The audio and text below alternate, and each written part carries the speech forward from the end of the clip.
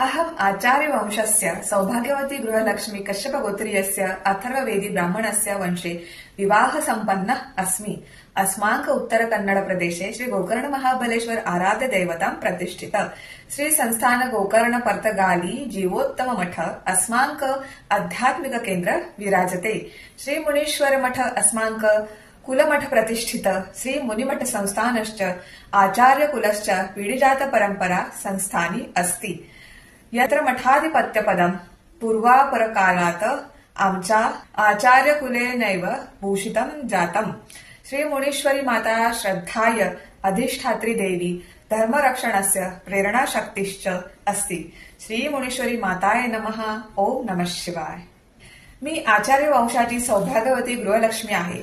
ही ओळख केवळ वैवाहिक नाही तर आमचं घराणं कश्यप गोत्रीय अथर्ववेदी ब्राह्मण परंपरेतलं आहे। कश्यप ऋषी हे सृष्टीचे आदिगुरु, ज्ञान, औषध आणि जीवन तत्वाचे मूळ स्रोत आहेत। त्यांच्याच तेजातून अथर्ववेदाचा आरोग्य, संतुलन आणि कल्याणाचा प्रवाह अखंड वाहतो आहे।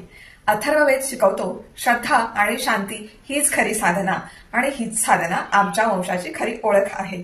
आमचं आराध्य दैवत म्हणजे श्री गोकर्ण महाबळेश्वर देव, ते ज्यांच्या चरणी भक्ती, साधना आणि मोक्ष या तिन्हींचं एकत्र दर्शन होतं।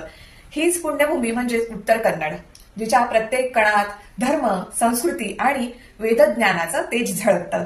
या भूमीवर आमचं आध्यात्मिक केंद्र म्हणून विराजमान आहे श्री संस्थान गोकर्ण पर्तगाळी जीवोत्तम मठ, ज्याच्या पवित्र परंपरेतून भक्ती, सेवा आणि वेदज्ञानाचा अखंड प्रवाह सतत वाहतो आहे। त्याचबरोबर आमचं स्वतःचं कुलसंस्थान श्री मुनिमठ संस्थान हे आचार्य वंशाच्या पिढीजात परंपरेचं अधिष्ठान आहे। येथील मठाधिपदाचं देवी कार्य हे पूर्वापार काळापासून आमच्या घराण्यात भूषवण्याचं परम सौभाग्य लाभलेलं आहे आणि या पवित्र परंपरेची अधिष्ठात्री, भक्ती आणि धर्मरक्षणाची मूर्त प्रेरणा म्हणजेच श्री मुनीश्वरी माता, आमच्या श्रद्धेची आणि शक्तीची दैवी प्रतीक। त्यांच्या आशीर्वादाशिवाय कोणतीही साधना पूर्णत्वास जात नाही। गोत्र म्हणजे काय? गोत्र हा शब्द संस्कृत गम म्हणजे जाणे आणि त्र म्हणजे संरक्षण या धातूंपासून तयार झालेला आहे। याचा अर्थ ज्यांच्याद्वारे आपला वंश, संस्कार आणि आध्यात्मिक परंपरा संरक्षित राहते अशा म्हणजेच गोत्र म्हणजे आपल्या ऋषींच्या परंपरेचा आणि संस्कारांचा आध्यात्मिक वंश। प्रत्येक ब्राह्मण, क्षत्रिय, वैदिक वंश आपला आरंभ ज्या ऋषीकडून झाला त्या ऋषीचं नाव घेतो। त्या ऋषीच्या शिष्यवर्ग, कुटुंब आणि परंपरा हेच गोत्र म्हणून ओळखले जाते। गोत्र हे केवळ रक्तसंबंध नव्हे तर संस्कार संबंध आणि ज्ञान संबंध आहे।